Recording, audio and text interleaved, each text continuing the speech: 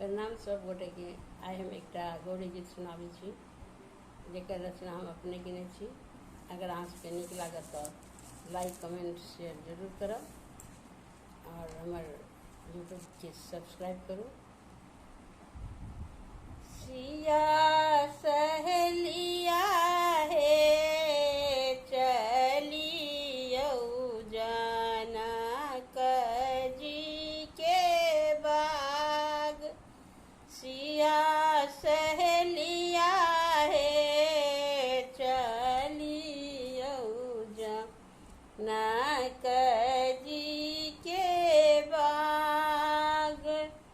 फूल लोढ़ गेली सिया, फूल लोढ़ गेली सिया, माली फूल बरिया सिया सहेलिया हे ओतहि भेटल श्री राम।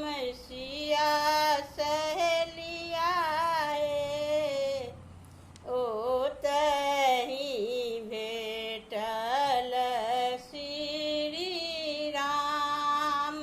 सिया सहेलिया हे चलियौ जनक जी के बाग। सिया मुख देखल राम, सिया मुख देखल राम, भेल अचंभित सिया सहेलिया हे। सिया जी खसल मुरुछाई, सिया सहेलिया हे सिया जी खसल मुरुछाई, सिया सहेलिया हे चलियौ जनक जी के बाग।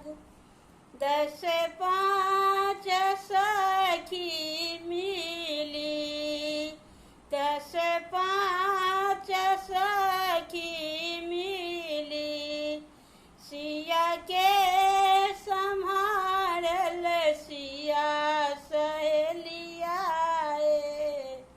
गिरिजा मंदिर चली जाई, सिया सहेलिया हे गिरिजा मंदिर चली जाई, सिया सहेलिया हे चलियौ जनक जी के बाग। गौरी पूजिए पूजी, गौरी पूजिए पूजी, भाग्य जे मांगल सिया सहेलिया हे। मांगल बर श्री राम, सिया सहेलिया हे मांगल बर श्री राम। सिया सहेलिया हे